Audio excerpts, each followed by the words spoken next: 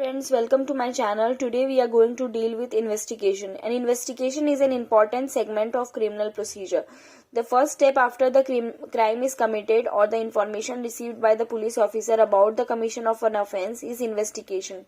The purpose is to identify the offender, proceed for trial so as to serve him with punishment as per the provisions of this code. The term investigation has been defined under Section 2H of the Code of Criminal Procedure. Investigation includes all those proceedings under this code for the collection of evidence conducted by a police officer or any other person who is authorized by the magistrate in his behalf.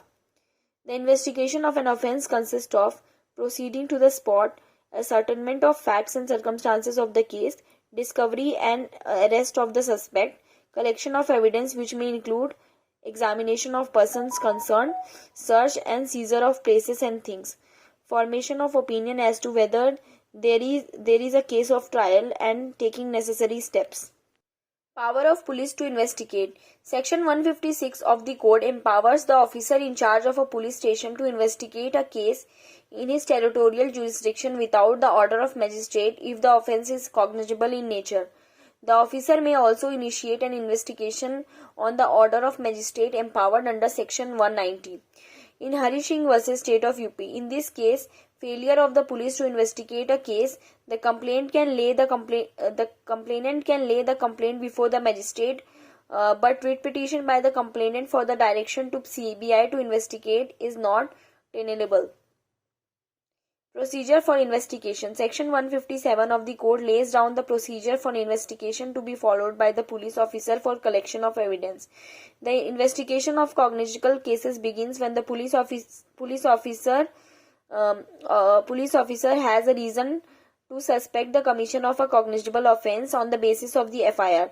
The offence shall then proceed in a person to the spot for the investigation of facts and circumstances, and arrest of the person shall be taken.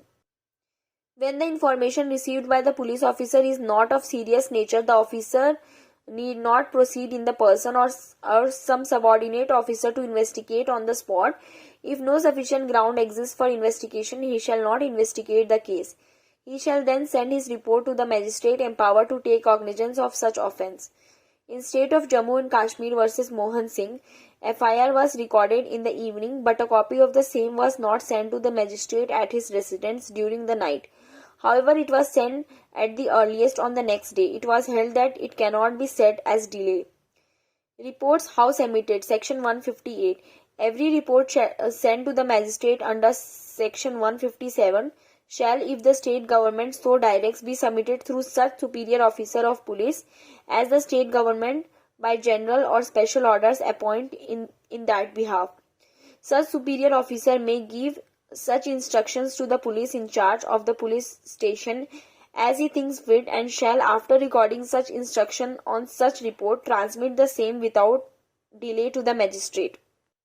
Power to hold investigation or preliminary inquiry. Section 159. Such magistrate on receiving such report may direct an investigation, or if he thinks at once proceed to hold a preliminary inquiry or dispose of the case in the manner provided in this code. Attendance of witness. The police officer making investigation is empowered under Section 160 to require the attendance of a person as a witness who is acquainted with the facts and circumstances of the case. Examination of witness. Section 161 confers the power of the police to examine witnesses. The statement of witnesses are important as they make a person guilty or innocent. Search by a police officer. A police officer is empowered under Section 165 of the code to search for any place which he has reasonable ground to believe that contains something necessary with respect to investigation. When investigation is to be done outside India.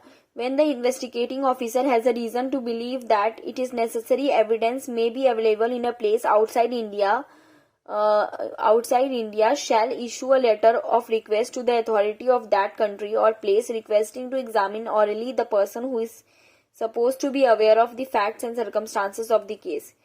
In Malkan Singh vs. State of MP, it was held that the FIR is not a substantive piece of evidence and therefore no conviction can be based on the same. It can be used to contradict the information. In Upkar Singh versus Beth Prakash, it was held that in this case, the refusal to register counter complaint by the police, the magistrate can direct the police at any stage to register the said complaint and investigate the same and report back. In S.N. Sarma versus Bipin Kumar, it was held by the Supreme Court that the magistrate has no power to stop the investigation after the commencement of the same and direct the magisterial inquiry.